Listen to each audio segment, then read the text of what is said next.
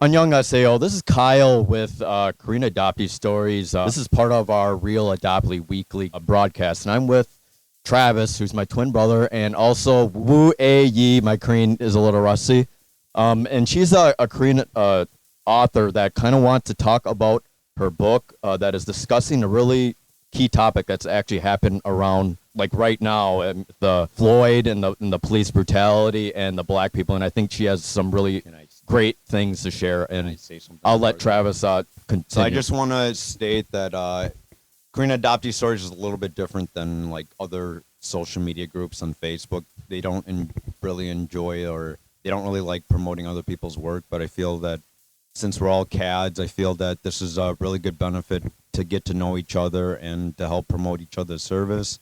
When we initially were part of this group called Guide, the whole idea was to start this town, CAD town, to help promote other people's services, their passions, their jobs, their services that they might provide.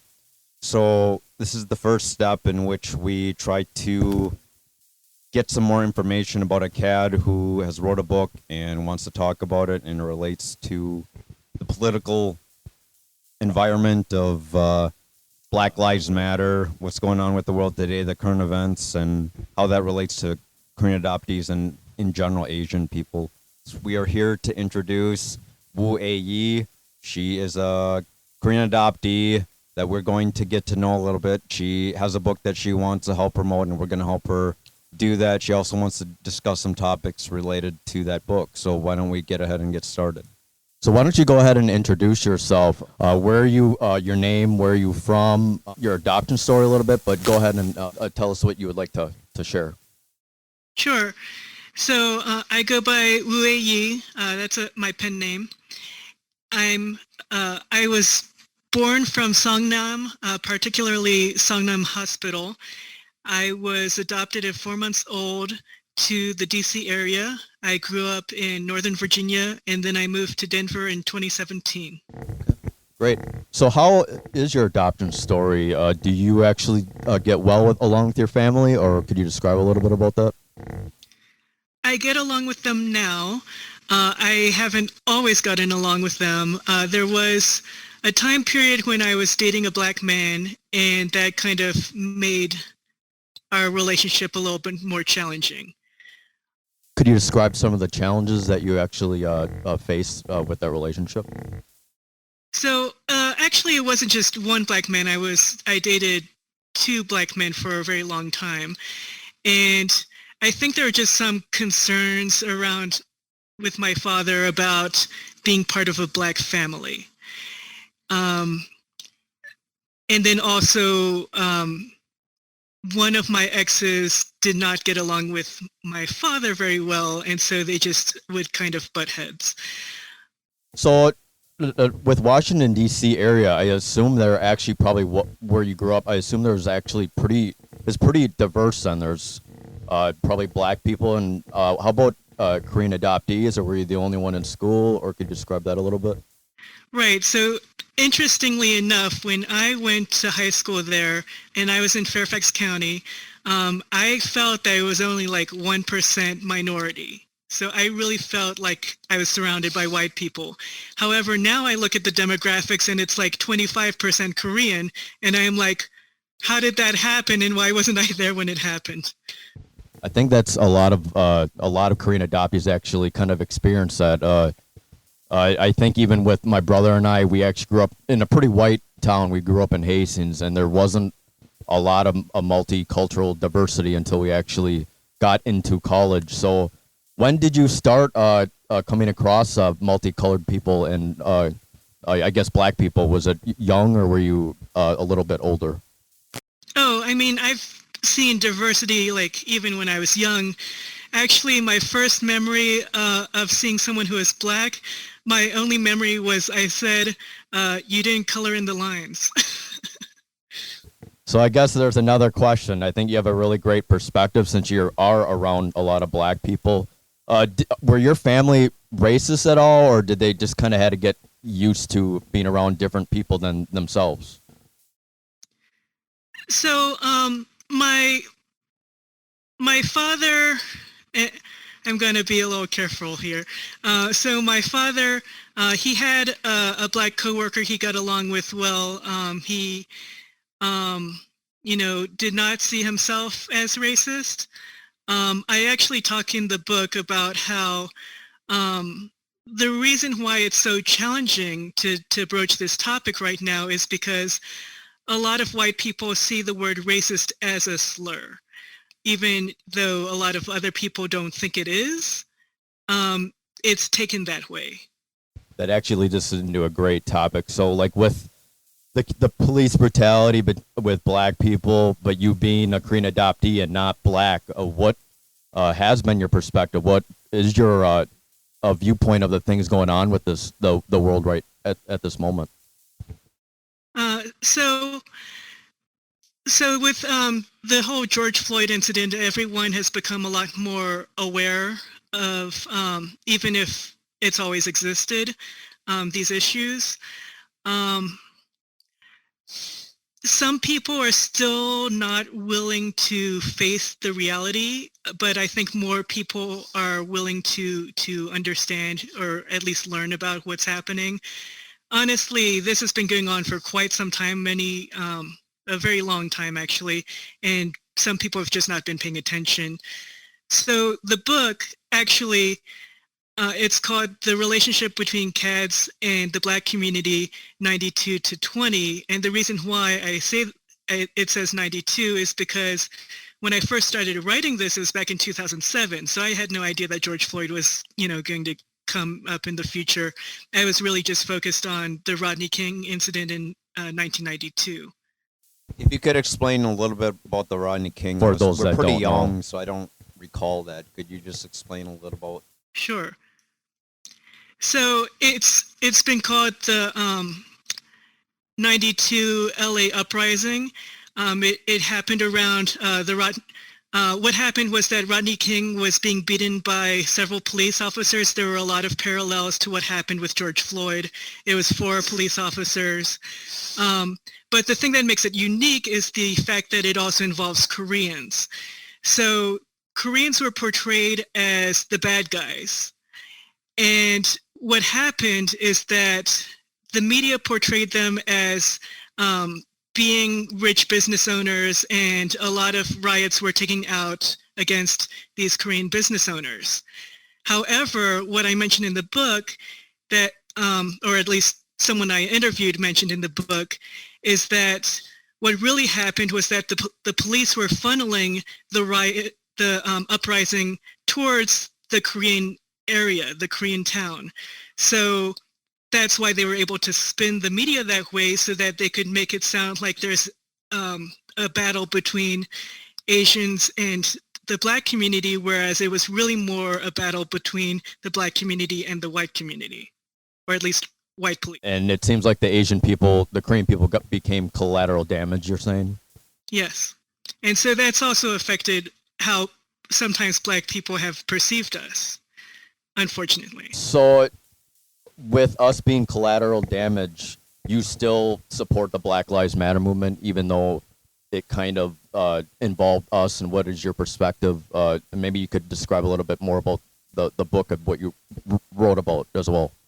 Right. So even though I start off talking about the 92 incident, I also want to say that this is how some people perceive the relationship between Koreans and the black community, but I do want to emphasize that things are a lot better than they look on the surface, because that was all a media portrayal, which is not necessarily true.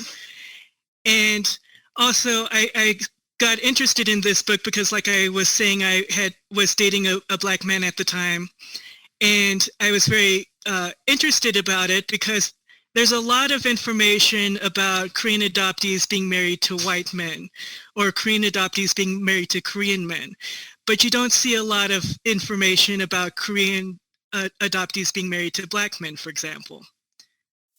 I think that's true. Do you actually have any kids with I guess if I could call them Blasians at all, or no? No. Oh, so okay. my husband is white. Okay.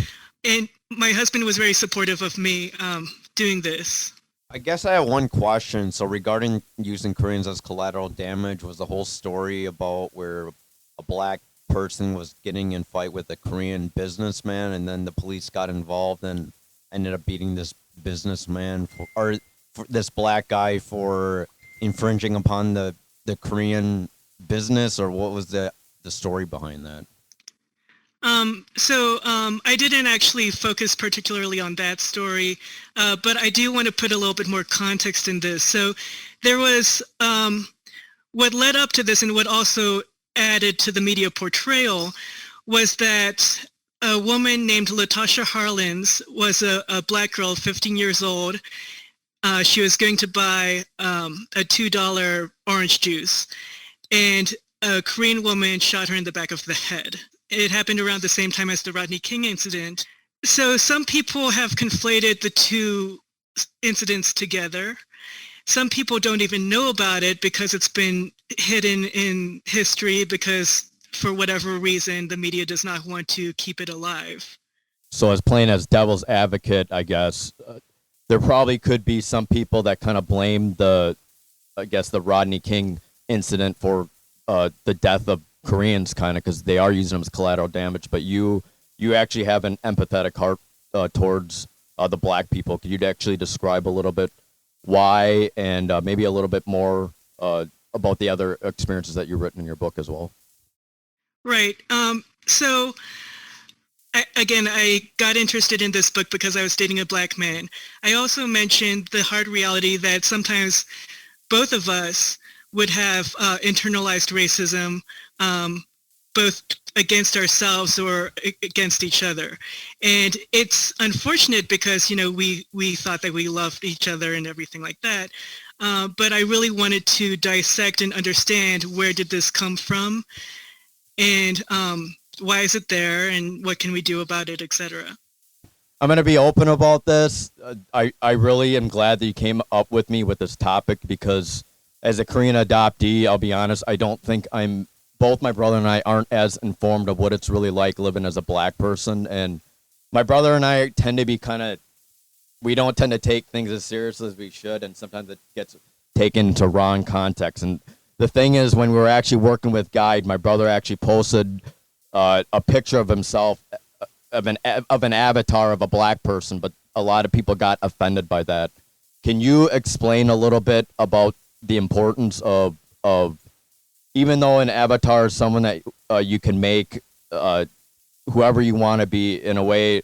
I think now that these times have become so sensitive, it's really not appropriate to actually make yourself any particular race, especially the black people, especially with everything that they have gone through. I was wondering if you have any perspective about that. Right. So I think it kind of comes down toward privilege. So there's a word out called kyriarchy, which pretty much is, it's like patriarchy plus all the other kinds of ways that people have privilege. And so right now during this time, we're really focused more as a nation on people who have less privilege to kind of raise them up a little bit more. And people who have privilege do not necessarily know the history behind everything that they might not take seriously. So like, of course, Blackface, as you mentioned, is a very serious topic in the history of black people because it was used during slavery times and it was used as a way of entertainment at their behalf. At their expense. And and then also kind of things like appropriation and things like that, I think I should mention that it's important to understand what the history is. So for example, with African American hair, they're still to this day not allowed to wear traditional styles in the workplace. Whereas people who are more privileged are able to wear those same styles and be applauded for it. Whereas they weren't born that way and they weren't, they didn't have to use that hairstyle as, one of the very few options available. Are you talking about like cornrows or afro or Yes. both or maybe? Okay. Yeah, both. They ban them in schools too, I think I heard saw a post one time. Right. Schools, workplaces, etc. So how long did this book take you to write, and when did you start writing this? You said you started this in 2007, and then I guess now you were able to finish the book. What kind of inspired you to finish it? So I started in 2007. It actually was part of my thesis. My thesis was about Korean adoptees. I ended up being so enthusiastic about writing about Korean adoptees that it ended up being 1,000 pages. So naturally, I had to cut a lot of material, and I decided to focus just on Korean adoptees. However, because of how I was feeling during that time period and where my life was, I really wanted to return to that topic at a later date. And I just felt that 2020 was that appropriate later date for me to go back to it. So could you give us a little bit of details about the book? So you talk about what we were talking about earlier. What else do you actually discuss in the book? Actually, I just want to let everyone know I did order the book, but it didn't come here on time. But I thought that we could probably just do an interview, and I thought that Woo A.E. could explain a little bit about it. Right.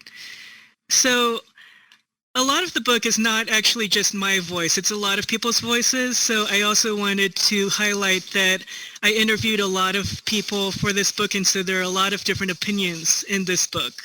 I interviewed Korean adoptees, Black Korean adoptees, as well as Rodney King's mentor. And in 2007, I interviewed 7 people, and so I thought it was appropriate that in 2020 I interviewed 20 people to kind of go with the year. So there are at least 27 interviews in the book and a lot of different opinions. Could you describe some of the general opinions of the people that you interviewed? Was it warm towards what was happening now, or was it negative, or could you describe a little bit about that? Right. So I actually focused my interviews on people who are sympathetic to the Black community, and even among those people, there was still a lot of diversity of opinion in terms of like the relationship between Korean adoptees and the Black community in general, not just themselves. I got a question. Since Blasians are Black Korean adoptees, do they have a different opinion outlook since they're both half Black compared to just full Korean-blooded Korean adoptees? Do they have a general sense of like take in which they inherit their Black roots and feel that they are more in a discriminatory type face, or do they have privilege like the rest of the society when they're viewed as Korean adoptees? So I would say that the Black Korean adoptees, there was more of a conflict about which trauma was worse, being adopted or being Black, because they all had very different experiences with that. I think that it depends a lot on the family as to whether the adoption was traumatic or not, and also at the age that they were adopted. But I would also say that some of them felt that being Black was more of a traumatic thing than being adopted, just because it's something that people see every day. People see their skin color every day, and they react based on that. Whereas not everybody knows that you're adopted unless you actually give that information out yourself. So in a way, I guess you could say that though they're half Korean, half Black, it seems like they're Black. They're mostly viewed as Black people versus their Korean roots. Is that what you're trying to get at?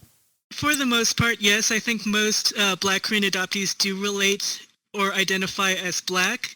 I have come across one person who identified more as Korean, but she was not someone I was able to interview.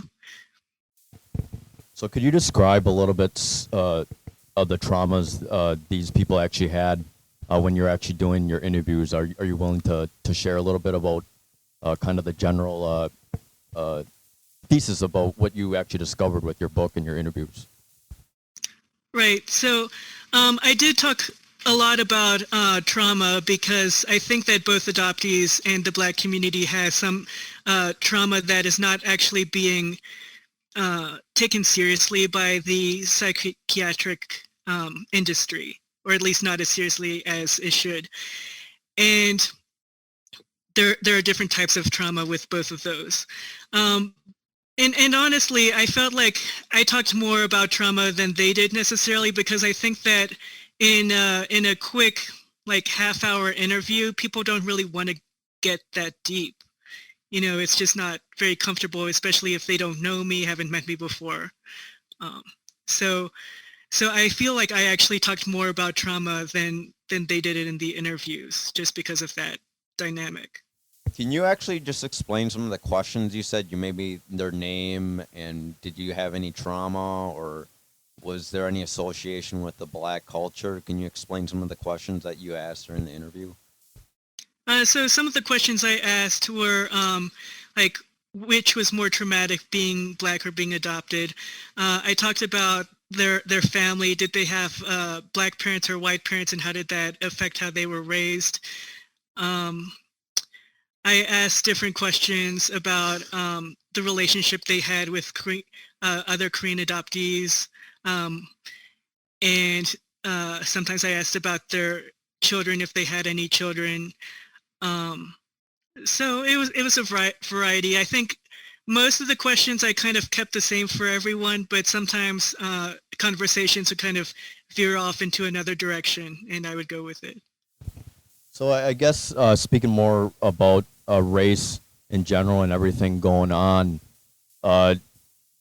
since you seem to have a great lens being a Korean adoptee and also seeing the lens from a Black person, what are some of the solutions that you actually kind of think that would actually benefit what's going on right now? Obviously, you've written a book, and so you're spreading awareness on the issue. Is there anything else that you think you actually know more than some other people that are kind of, hey, this Black Lives Matter is just starting issues, and they don't really agree with it, and they think that they're just attacking the police, and they don't believe in defunding the police? Could you explain a little bit about what you think needs to happen to make the world less divided between Black people and white people, but also Korean adoptees and other races in general?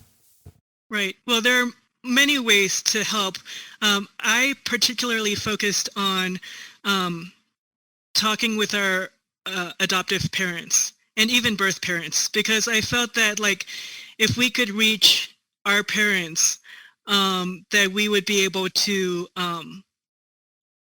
like make more of a difference, because as you probably know, most Korean adoptees are adopted by white families, majority Christian, some Jewish, you know, people from both sides of the aisle politically.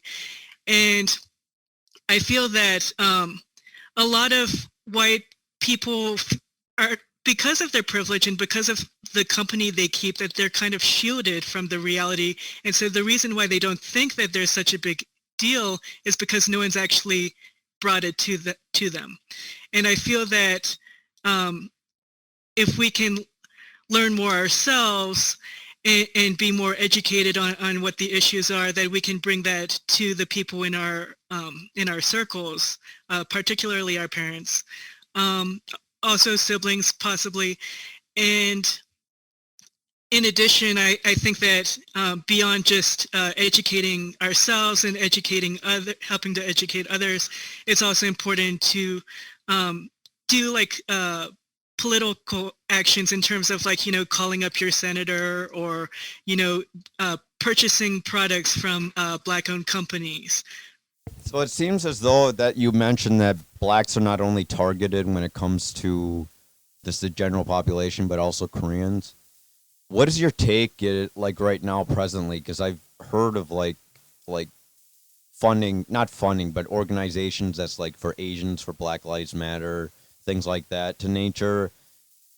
is there situations that you feel that the black community is still resentful towards Koreans because of that incident that happened back in 1992?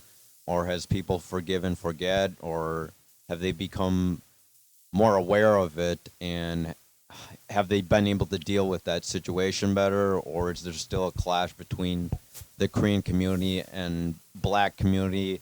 Or is it even possible that many Korean adoptees associate with the minorities of black people? So there are a lot of questions there, but I will try to answer them. So I think a lot of this depends actually on location. Like, for example, if you're in a city, or if you're in a farm, or if you're in the suburbs, and what is the demographics of your area, and what kind of, like, for example, so I mentioned that Baltimore, for example, has a huge black population.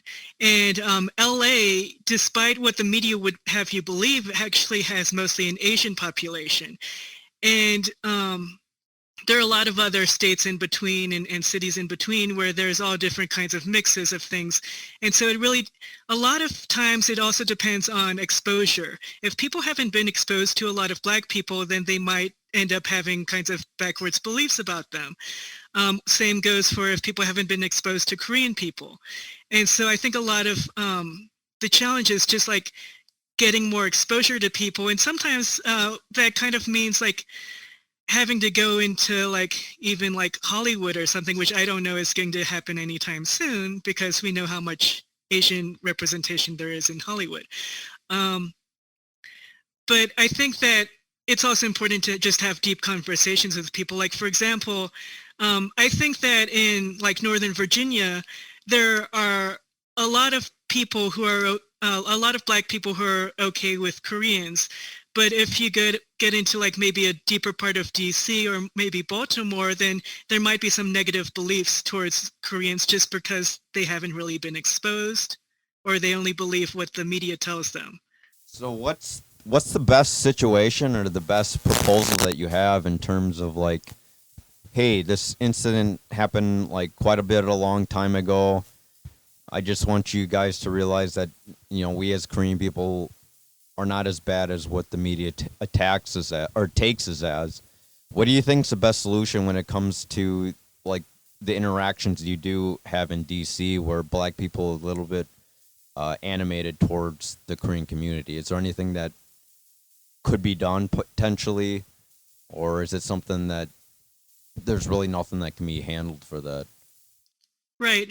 And also, in addition to that, I would say that a lot of the people I interviewed had different opinions as well. Some people are more positive and other people were more resigned. But I think that in order to like, you know, unite everybody, it just goes back to, again, like exposure. Sometimes it takes a higher level of exposure, like not just like saying hi and waving, but like maybe inviting someone into your home, and like getting to know them over dinner or something. And also just a lot of representation can also happen with HR, with hiring the right people, but also people who are qualified.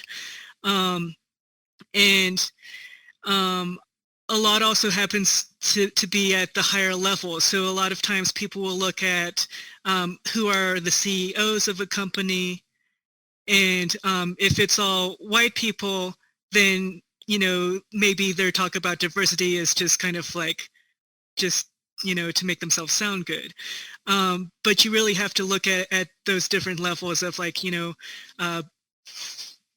like, and it's not necessarily hiring people to like fill a quota. It's more like hiring people that are qualified and recognizing that they're qualified, and not choosing someone else just because they happen to be white. So I think a lot of change can also happen at the corporate level. I was curious. This kind of reminds me of a Netflix documentary I was like watching a while ago about black people and the criminalization, and that I think that I don't remember the exact statistic, but there's a lot more black people in the criminal system because of the war on drugs, and since a lot of black people were caught up in that, they didn't have as much privilege as some of the white people or even the Asian people, that a lot of them were kind of trapped in the prison system. Are you aware of this issue, and did this come up at all in your book at all? Or?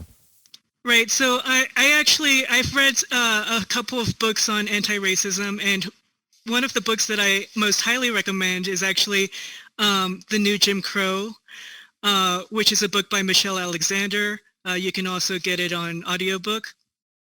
And she does a great job of really getting into the nitty-gritty facts and figures and not just opinions.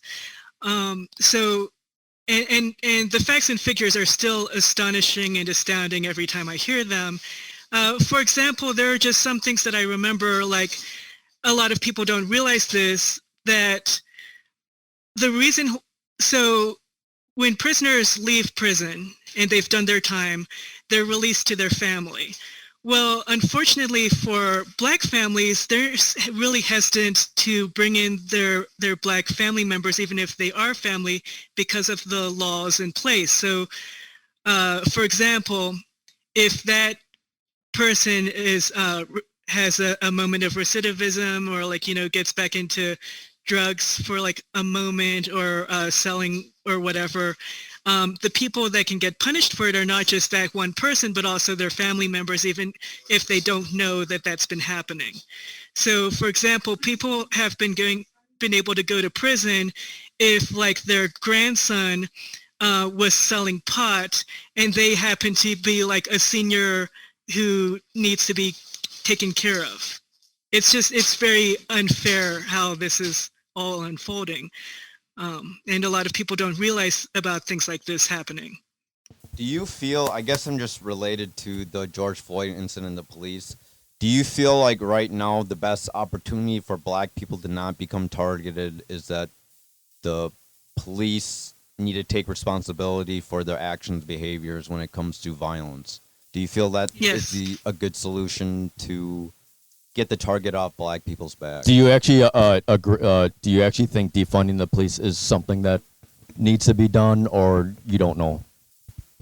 So I think that a lot of people feel that defunding the police might also be a little bit of an extreme reaction.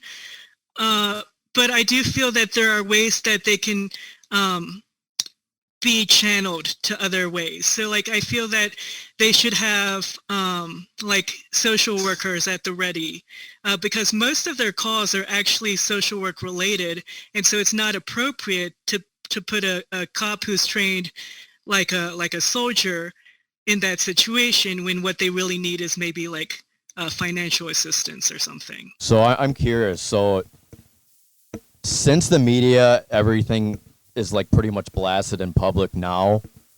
So is this stuff what you see in the media, where like the police being brutal against the black people? Is that the media more focusing on that, or is that actually really happening? And has that always happened in the past, since like 1992, like your book states? Has this been going on like for a long time? Right.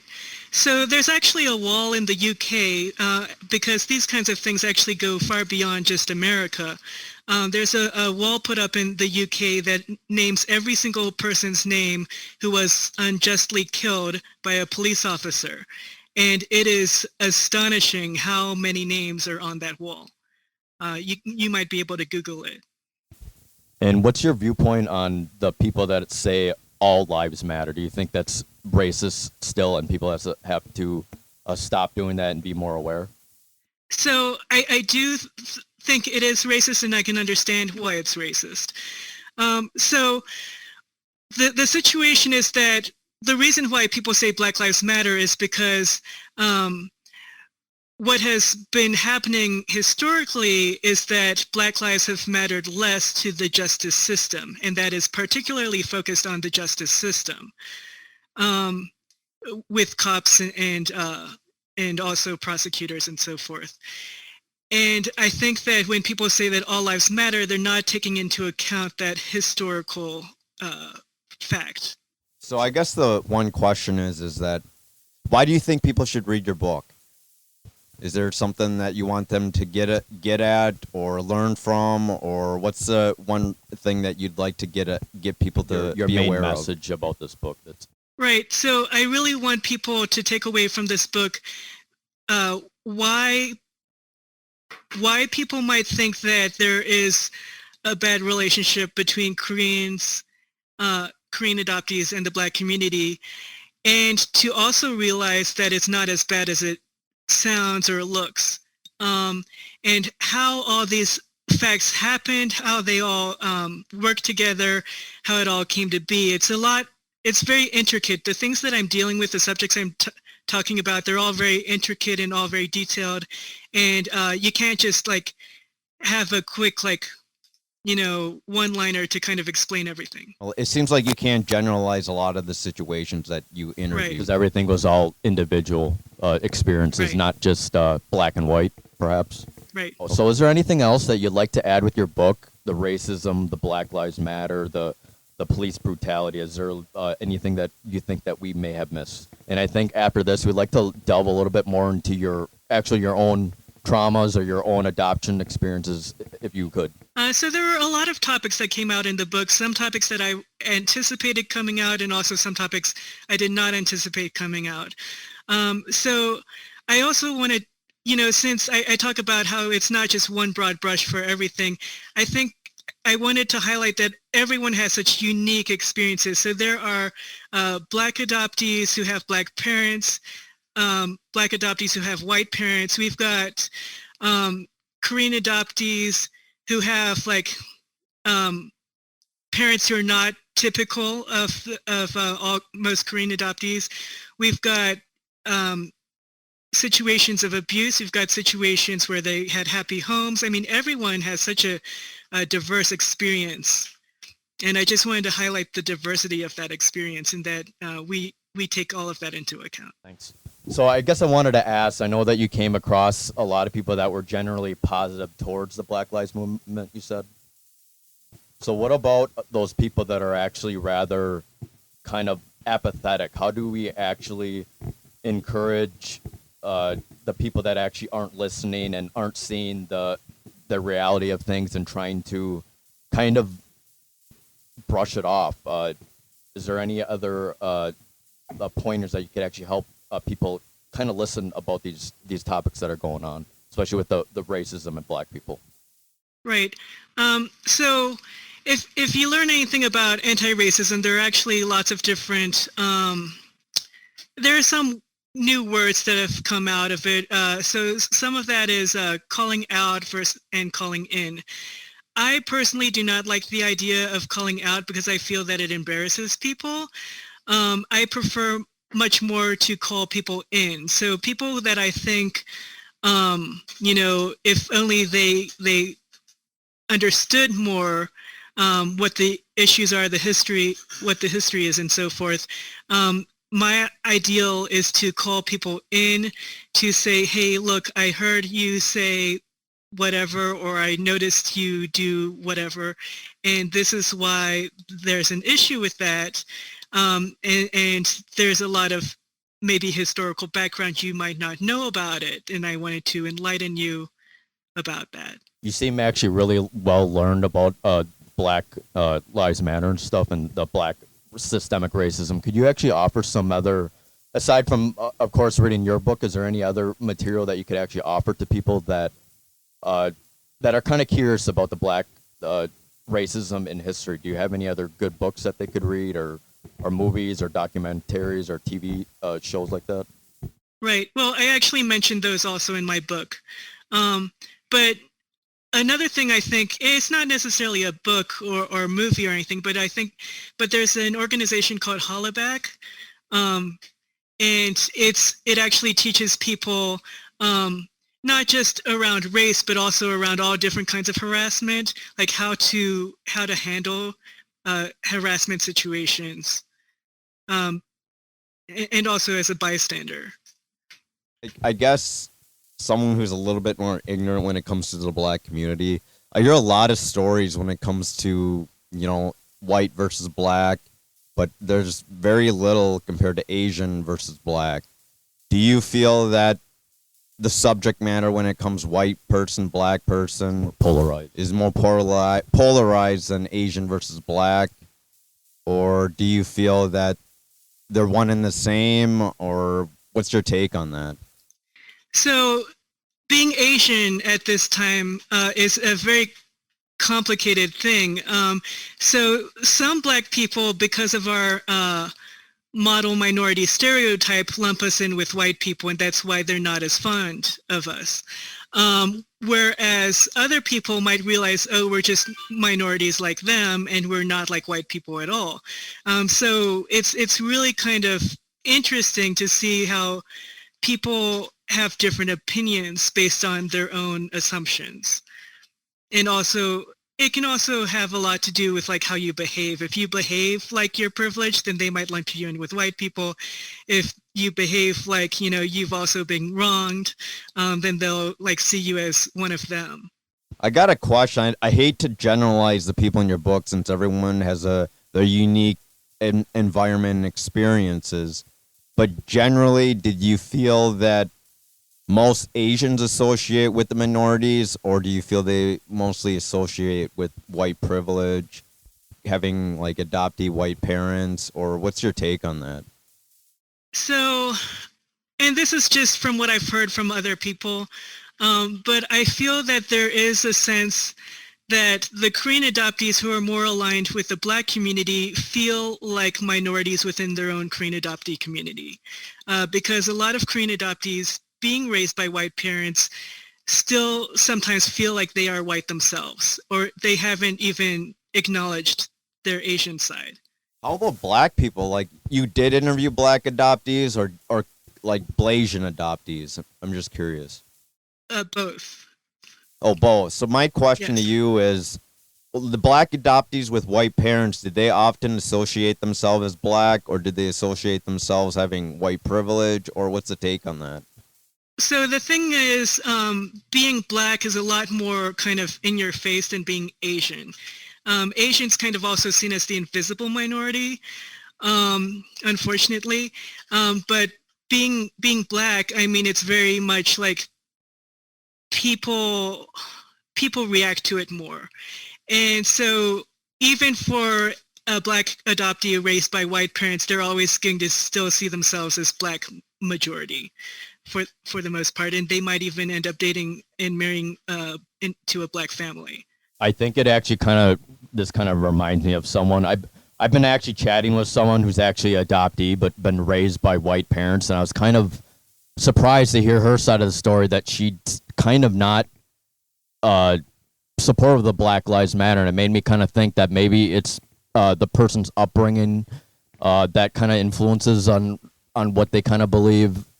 And like if you're more with a white family, you tend to be more white-minded and probably have that privilege, versus if you were like adopting a black family, you probably end up having that idea that racism and all the struggles that they have to kind of have within their family is just kind of an interesting thing that I heard from this black adoptee woman. Yeah. So for example, like I have a friend who's Korean adoptee, but also very much supports Black Lives Matter. And she told me the other day that like she appreciated that like I also support Black Lives Matter, because actually very few Korean adoptees that she knows, you know, I might have a different experience, but they don't really focus on Black Lives Matter so much, or they don't really, you know, they aren't learned about it, they haven't read about it, they might not know or believe it exists, that it's a situation. So there is that. I think a lot of adoptees, maybe Korean adoptees or adoptees in general, they're kind of dealing with their own traumas that they also feel like they haven't been given a voice to, and I'm sure maybe you can relate. So it must have been kind of an interesting experience, you trying to heal from your own issues being adopted, and when you're dating a black person and the racism that he experienced. It must have been quite of an interesting experience for you, I'm guessing. Well, it was also a bit of a shock because, they always treated me, as their daughter, but like when it came to someone outside who I aligned with, that all of a sudden it was a different situation. Like, and this is just an example, but like my my parents, I think, wanted to see me as the young child that they knew at 5, right? And so the idea that I would be espousing things that were more progressive, they thought that I was brainwashed. And so they would call me brainwashed to my face. And that kind of hurts. I guess that kind of brings up to Prius my own question. So you kind of had that struggle of trying to influence your parents that, hey, these issues exist and you're not listening. Were you able to get it through their heads, or how were you able to approach that issue, or is it something that you can't talk about with them at this moment? So they are,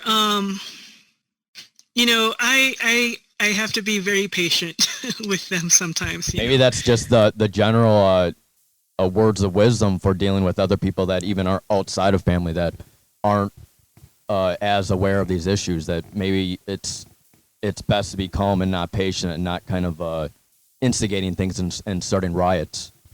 Right. So I think, so there are several Korean adoptees who are of the opinion that it is better to break ties with their parents than to be racist. And, I think that there's kind of a middle ground somewhere. I think it's better to keep ties with adoptive parents, even if it might be a challenge, because you never really know when that moment is when a light clicks on, so I know a lot of adoptees can probably relate to being raised in a Christian background, for instance. And, the idea with Christianity, which is different from being Jewish, is that there's more of a proselytizing element. And so sometimes the idea behind what I'm trying to say is that the idea is that like if you were Christian and talking to an atheist, then you still like don't necessarily give up on them just because they have a certain belief. You still, like share what you know of, your religion or whatever. And, maybe one day things will change, but you don't necessarily just give up on people. I think I actually agree with you there, and it kind of brings up another topic. Are you actually for adoption, or are you against adoption, if you don't mind sharing about that? So I believe that adoption is an industry fueled by money. That is my opinion. You're not alone. There's actually quite a few adoptees that believe. Well, a lot of adoptees believe it's childhood trafficking. Are you at that level where you feel it should be stopped, or you're not even sure about that? I feel that there should be more support for single mothers. So it's interesting. So with my birth family, I still haven't really had a reunion with them yet. But like with my birth family... It's sorry to stop your train of thought. So you actually do know who your birth family is, it sounds like? Well, sort of. So I know my birth mom's name. I don't know her address. I don't know how to contact her. I don't know the rest of my family. Okay. Are you aware if they're alive at all or not? Or they are alive. Okay, great. I'm just not able to contact them right now. I do actually have someone who is reaching out. Have you tried, we actually met our birth family because 10 years ago I wrote a letter to my, your adoption agency that you're adopted to here, right? Yes. Have you ever tried reaching out to them, asking if you guys could help connect me with the family in Korea, or? Right. So I am what you call a forever searcher. So I have gone through my adoption agency. I have gone through KBS. I am currently going through NCRC. I have tried DNA, all different types of DNA. 23andMe and stuff, Yeah. and so no luck there. Have you Right. had a chance to, have any close cousins or relatives or? Through one of those services at all? Or? So I do have a lot of extended family, and that's why I'm still persistent, whereas some people might have given up by now. So you said you're adopted at 4 months. I think you're probably older than me just because you wrote a 92. I didn't know about the 90. I was born in 87, but I wasn't aware of the 1992 incident. Probably were like what was 5, your? What, I 6 guess or- you don't have to say your age, but what was the date that you came over? Yeah, I was adopted in '84. Okay. 84, okay. Okay, so maybe that's in between where you should have records and where you shouldn't. What do You're you not think? too- What 'cause is you're not your too old. what is your take on that? On records? Yeah, like your adoption records. 'Cause a lot of the older folks don't have records at all, and a lot of it's just fake records with fake birthdays and like fake everything, fake names too. I think records are essential, particularly for finding people. I am, like, even just beyond birth records, like, I am a huge proponent of records. I have 3 different I have 2 file cabinets, and I'm going to buy a 3rd one. So I just feel like you can't ever have too many records. Do you believe in open adoption then, that they shouldn't privatize the parents, or what's your take on that? I support open adoption, but I do understand that sometimes there are some. Of course, no one comes into the triad without having some sort of pain, and you never really know what the birth parents' pain points are. There's different. You mentioned pain, so there's different levels of pain when it comes to the identity when it comes to your adoption search. Let's say the scenario is you're having, like, there might be a scenario where you don't find your parents. There might be a scenario where you do. Would that make or break your life right now? Would it affect everything on your identity? Would it tear you up inside? Would it make you feel like it's something you'd cry about? Or is it something that you feel like, yeah, You could find peace it's not with the it end or of let it the let it world, go. but I can find assurance with it. So I think that everyone needs to kind of have some sort of level of expectations. So I understand that a lot of reunions do not actually end And as happiness. positively Yep, exactly. or happily ever after.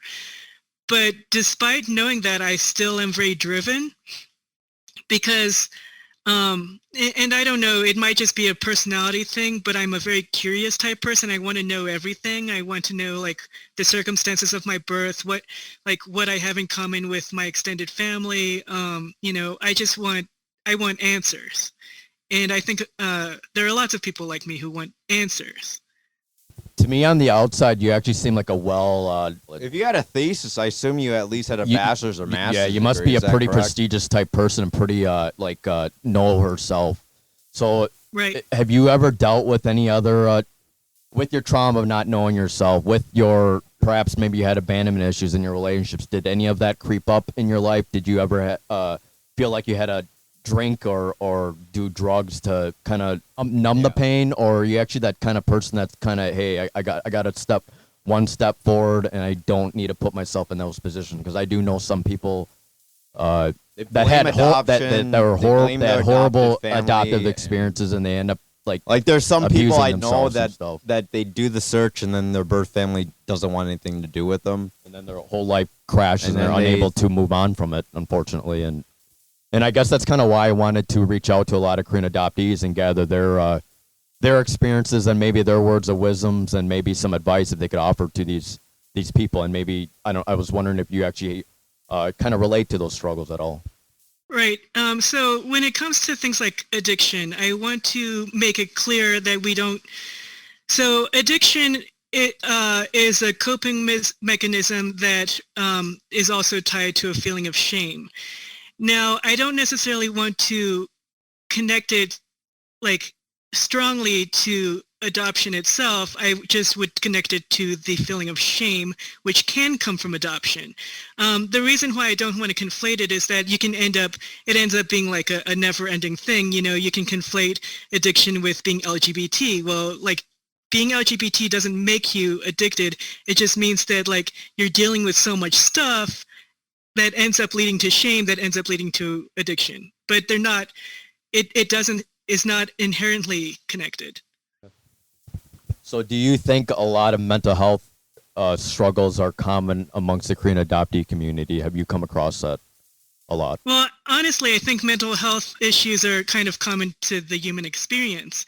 But I did also mention in my book that there is a high rate of like suicide ideation or actually going through with suicide or different things related to suicide in the Korean adoptee community. And coming across that information, have you come across anyone that could offer words of wisdom about trying to lower that statistic down, and have Korean adoptees and their mental health struggles? What kind of things, perhaps maybe in your own experience, that you could provide to those type of people that are struggling with that right now? So I would say that people who are struggling right now, that one thing that they can be comforted in knowing is that like a lot of us have been there. It's not unique to them.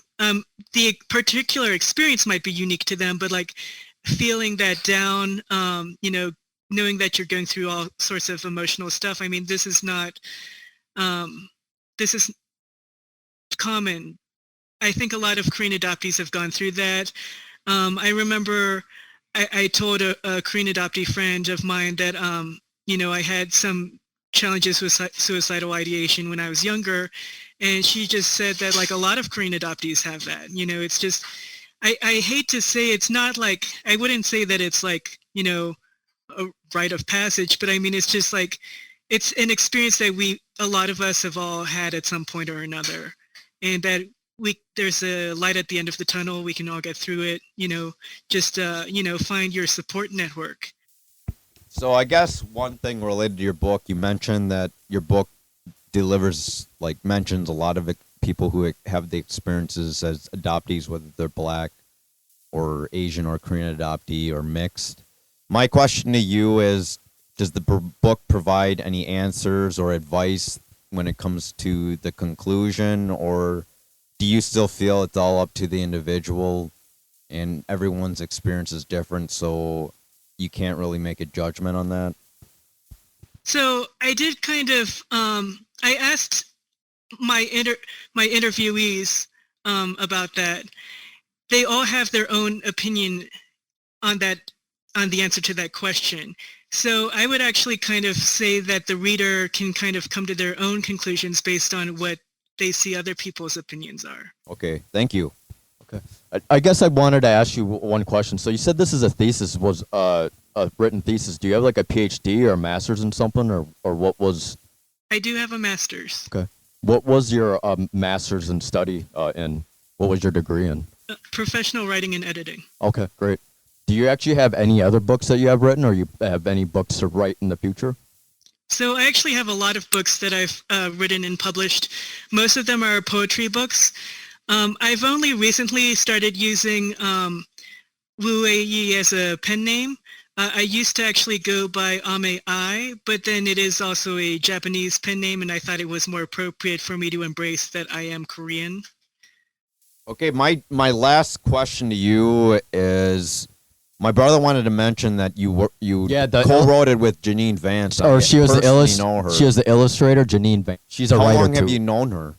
And because she's also a publisher and publishes their own books, that's why I thought She maybe kind of you talks guys my brother quite a collaborated bit.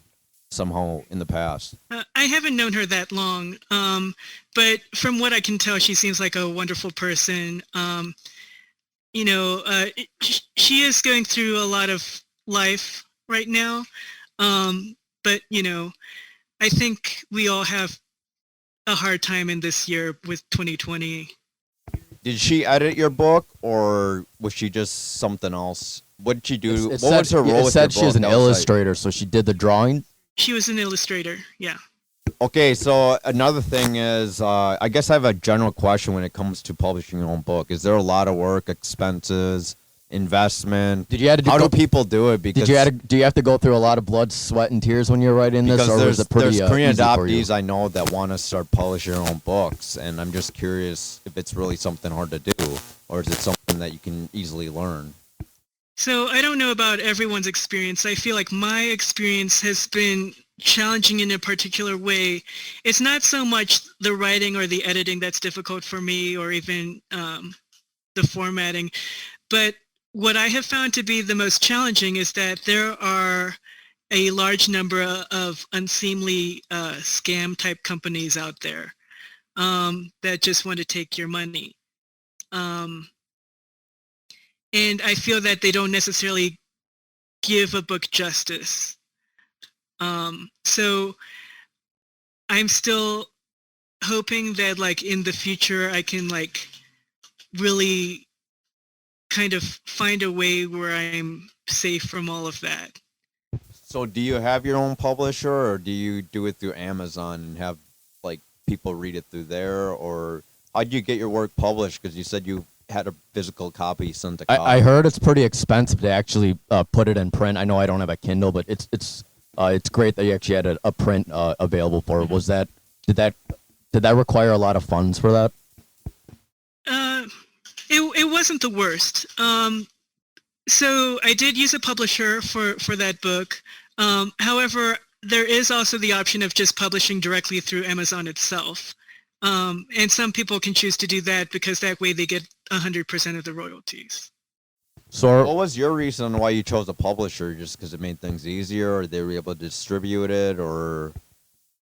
I think it also had to do with at the time I was working with someone that I trusted, and I just had a good relationship with that particular person. And I think it also helps to have a publisher for like formatting. They know some things that I might not know. They can get things into Amazon that maybe I don't. There might be things about Amazon I don't know. So, and I just felt that like it also is good for maybe what's the word, credentials, or I just feel that people take books more seriously when they're published by a publisher. Could you describe your day-to-day life? Are you actually a full-time writer then, or do you do a secondary job, or? I am a full-time writer, but I don't work in creative writing full-time. I work in creative writing, on the side. Okay. So are you someone who writes for the newspaper, magazine? Is that what it is, or editorials, or blogs? I'm actually a proposal writer. What's that experience like? It's kind of like being a grant writer. I pretty much work on a proposal a week, which is actually quite a lot. Let me ask you, did Guide ever reach out to you to write their grants for them at all? No. Oh, okay. I don't necessarily want to like put up front with a volunteer organization that I write that, because I really see it more as like my full-time job and not something I want to do as a volunteer. Okay, gotcha. Oh, I see. So I guess when it comes to writing, do you have any other ideas and plans for your next projects, or how has the 2020 been for you? It's been, for us, and I think maybe a lot of writers perhaps are more like introspective and they like to be alone. How has the 2020 been with you? Are you a type of person that is introverted, and were you able to get a lot of stuff done, or how has it been for you? So my personality type is what is considered the most extroverted of the introverts. So I'm kind of a mix. It's actually been pretty good for me because as an introvert, I do like being at home, but as an extrovert, I do like being on Zoom. So you're an ambivert. Yes. So aside from this project, were you able to get a lot of written stuff done, or what things have you been doing for this past year before we enter the new year? So actually another book project of mine is I have submitted a screenplay to several movie companies. It's a completely different topic, or it's basically a rom-com, but with a minority casting. Oh, great. Yeah, because I know there's a few Korean adoptee plays that we actually seen. Janine Vance wanted to do something screenwriting too. I think she published a few as well. I don't know if she Oh, told that's you cool. that. I honestly feel you guys could relate a lot since you both like to write. So I don't know if you Right. reached out to her frequently or not. It's been a while since I reached out to her, but she's been really busy. I heard she's really busy till January because she has a lot of projects. Janine did reach out to me recently, so I'm going to send her a copy of my book. Oh, that's good. Cool. So what was your role with Guide, actually, since you actually did know them? I actually wasn't even aware that you were part of their group. What did they ask you to do? So actually, I was the curator for the LGBTQ building. Oh, okay, gotcha. Maybe you were in one of the chats then at one point. So I guess, is there anything, other questions that you want to probe about? Or Do you want to talk a little? Do you have to go, or do you want to talk a little about your adoption? What time is it, actually? Sure, I can talk. Okay, so I guess you were adopted in 1984. Yes, I was adopted in 1984, yes. You were born when? In 83. And then, so I assume you were adopted sometime in March or February. February. Okay. So, And what town was that again? I'm sorry. Songnam? Songnam is a suburb of Seoul. So, okay, gotcha. so this was in your written records. Is that correct? That you knew you were from there? Yes. Well, I knew with the records. I didn't. When I grew up, I thought that the only thing that I had was my name and my birth date. Okay. But when I got my records, then all of a sudden, a whole new world opened up for me. When did you actually get your records then? Were you a adult. kid or an adult or? So I was the curious type. So I think probably right when I was legal, I probably reached out to get them. Okay, that's still pretty young then.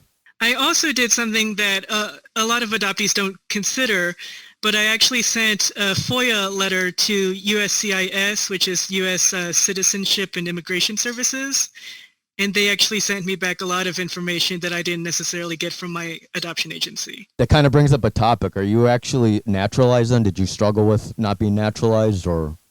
I'm naturalized. I was naturalized when I was 5. Okay, great. Okay. I honestly would not have been able to be in my field if I were not, unfortunately. I do feel for those who are not able to get their citizenship, and I feel that that is really a shame. Why your parents wait till you're 5? Couldn't they do it right away when you came, or? I think at the time they had to wait until I was 5. I'm not sure. Oh, I see. Okay. So I guess, do you have any siblings or? So I don't have any. I was not raised with any siblings. I do have 3 siblings that I don't know their names of.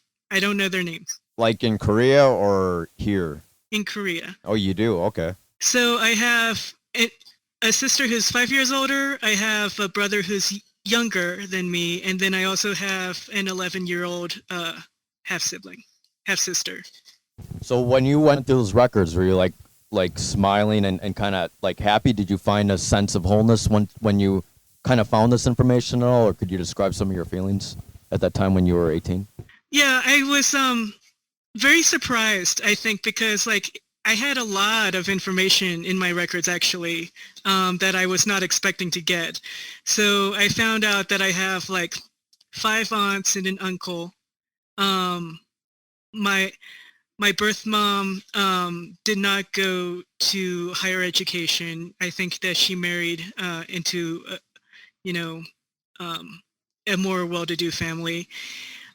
I also got access more recently to a pre-flight report, and it doesn't really help me in terms of searching necessarily, but I just thought it was really cute because it talked about what I was like as a baby, and I just thought that was cute.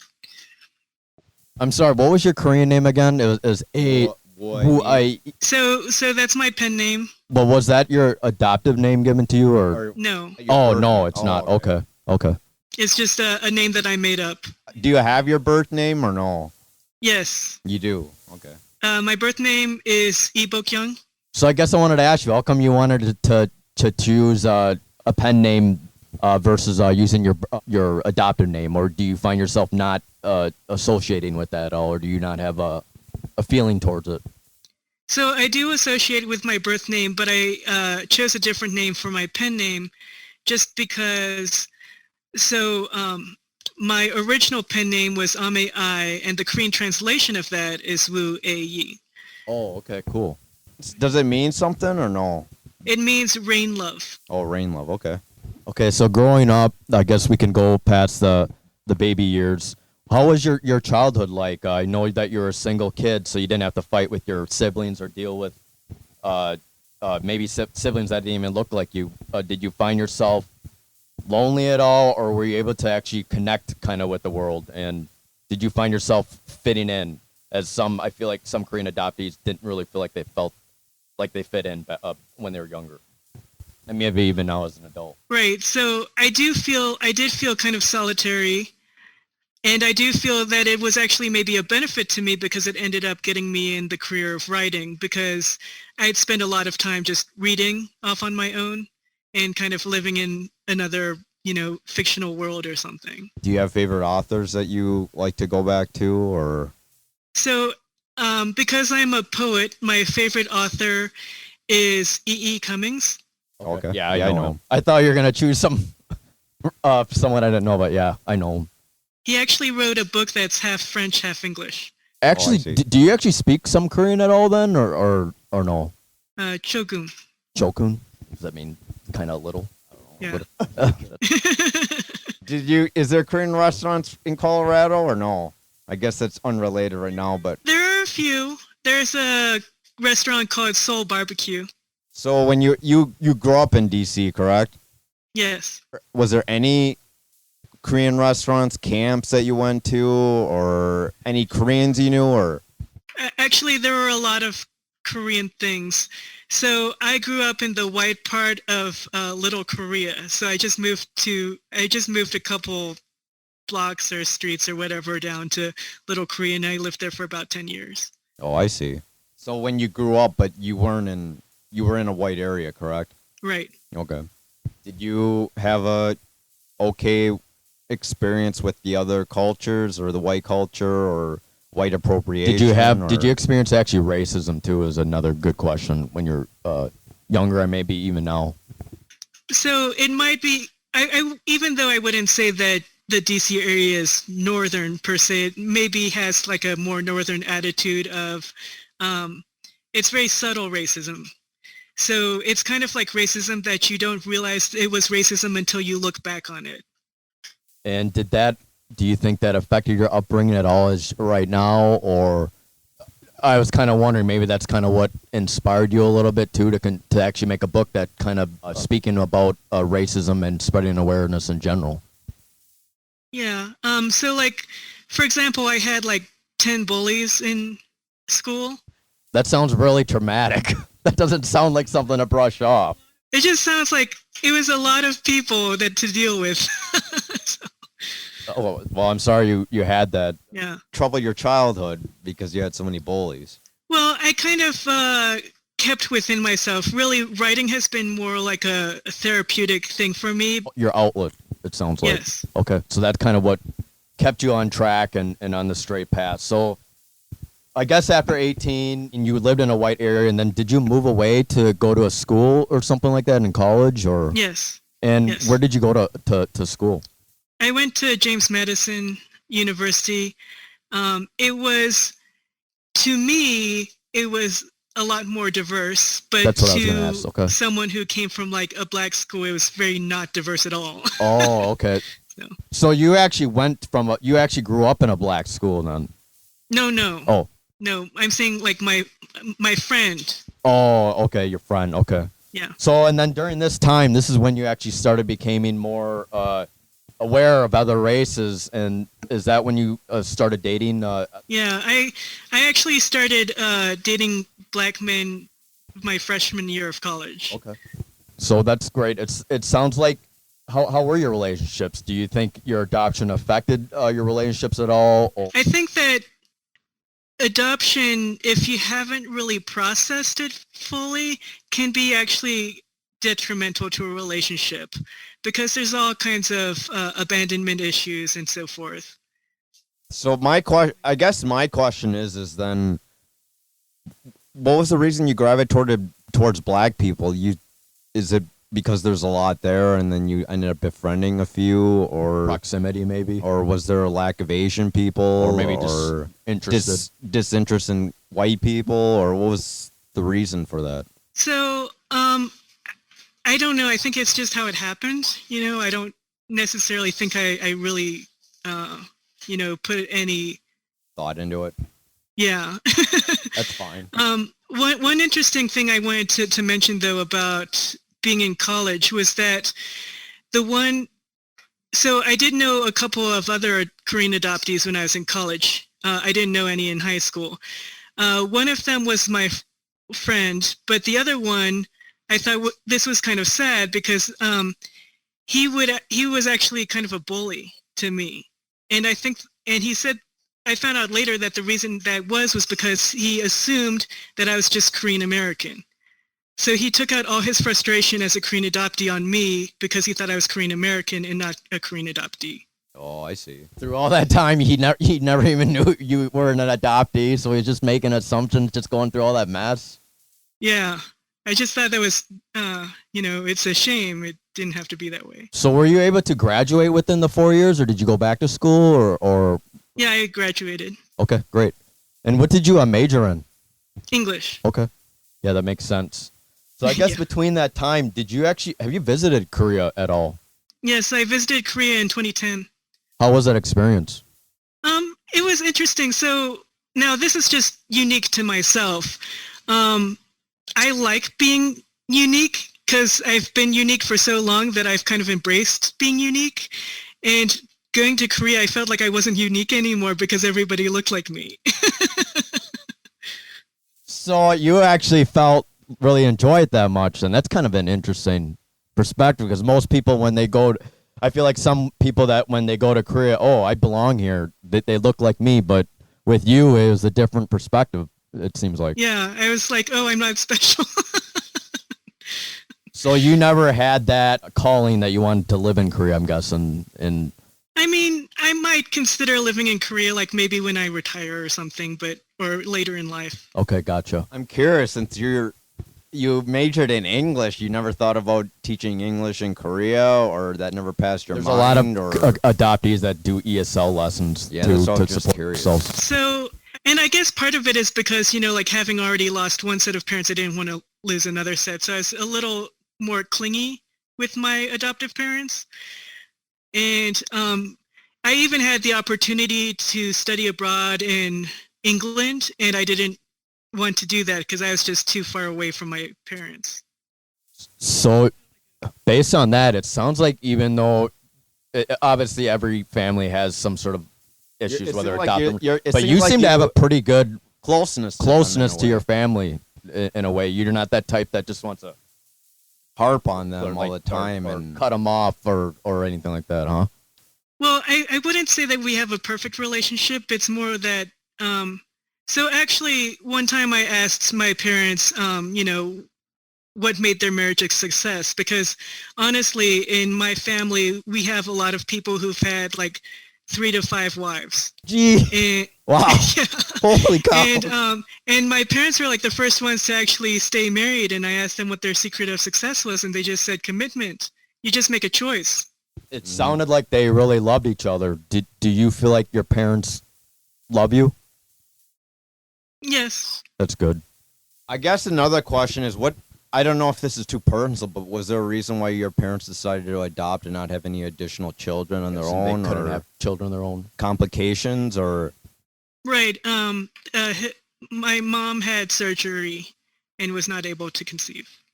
did you live pretty much financially in middle class, well off, or what were their occupations when you were growing up? So my mom was a teacher and my dad worked in the CIA. Wow. So he has some secrets that he could share to some of us, huh? Well, he can't share them with me, so I can't share them with you. Seemed like an interesting job. Maybe that's why you're in the D.C. area. Because Yes. your dad. Is that He's true? working in the White House, Yeah. huh? Oh, I see. That's kind of interesting. So I guess you seem to have a pretty decent relationship with your family. I know it's COVID time. Do you get along with? Do you visit them during holidays at all, or? Well, so we're doing Zoom, because Okay. they're very much at risk. Oh, yep. that's like ours. Well, I guess additionally, what made you decide to move to Colorado since 2017? It wasn't the weed, was it? No. I'm just kidding. So I feel that every locale has a different mood, tone, or attitude to it, and I just didn't feel like I lined up with the attitude of DC. Is the attitude of DC like New York, where it's always bustling, or am I wrong? Yes. Oh, it is. So Okay. actually, sometimes it's worse. So I remember one time I was working, and it was a Friday, and everyone in DC was wearing suits and ties, and even the people from New York were doing casual Wow. Friday. Oh, wow. They really take their job seriously. DC got into the front page news just because everyone was still wearing suits and ties during a heat wave. Wow. So how long have you been living in Colorado, you said? Since 2017. 2017. So, and you just found out there's actually Korean Adoptees where you live? Yes. Do they actually have any local Korean adoptee groups at all? Or maybe you're going to start your own? Or So I think that they used to be more active, but right now they're not very active. Oh, Probably okay. because of the COVID. Possibly. So you didn't move to Colorado because of your current. You're not married, but your boyfriend and girlfriend, or I am married. oh, you are married. So Yes. did you move because of him, or? No, I met my spouse here. Oh, I see. So what was your reason why Colorado and no other state? So I actually had a list of like 100 different reasons. I was really I'd visited there before, and there was just something about it that struck me. It just seems like a very open-minded place, and that was something that I was looking for, also more of an artsy place. Colorado actually puts more money towards public arts than any other state. Is rent pretty relatively affordable, or housing, or?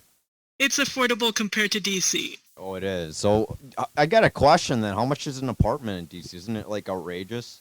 I found a decent apartment for $1,400 a month. Yeah, that's pretty. Oh, yeah, that's pretty expensive. Here, it's maybe 2-bedroom. You can get 1,000, 800, 1,000. 1,000. But it doesn't sound as bad as California. California even seems even worse.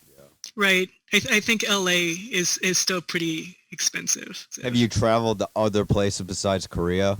Well, we've done a lot of travel. I think I would say that in terms of travel, I was privileged. Oh, really? So have you gone to other countries, or? I've been to France. I've been to Canada. I've been to Hong Kong. How was Hong Kong? Was it similar to Korea or not really? So the story I like to share is it's kind of funny. So when I went to Korea, the taxi drivers were like, "Where'd you learn your Korean? Because you're obviously not from here." But when I went to Hong Kong, people would come up to me and ask me for directions. Oh. Okay, so I think we gathered a lot of information about you. We talked about your book. Most importantly, is there any other last messages that you would like to tell about yourself or our viewers or anyone else that in your mind right now? Just be yourself. Like everything's gonna work out. Eventually, there's a light at the end of the tunnel. Could you explain what your title is? It's such a long one. I remember it's 1992 to 2020. And what was the title of the book? So the full title is The Relationship Between Cats and the Black Community, 92 to 20. By R.A.W. So go out and buy it. The paper book's available, and also along with the digital. The digital one, I actually think it's cheaper than the paperback one. Is there anything else you want us to do for you, or anything you want to say before we call it quits? Well, I think that thankfully we're at the end of 2020, and I hope that 2021 is a much better year. Feel free to reach out to us again if you want to promote your second book. Sure. All right. So thanks everyone for joining us today. It was a great topic that we were And trying happy to. holidays. And happy holidays. It's a great topic trying to tackle the racism issue, and it's just excellent that a Korean adoptee, even though she is not black, can still empathize with black people, and I think that's a really great message that we would like to get across, and she seems to have a very level-headed when it comes to these issues, and I'm really a privilege that she actually reached out to us so we could actually spread this message and share it. Is there anything else? That's it. All right, thank you. Yep, you have a good one. Thank you. Yep. Bye. Thanks.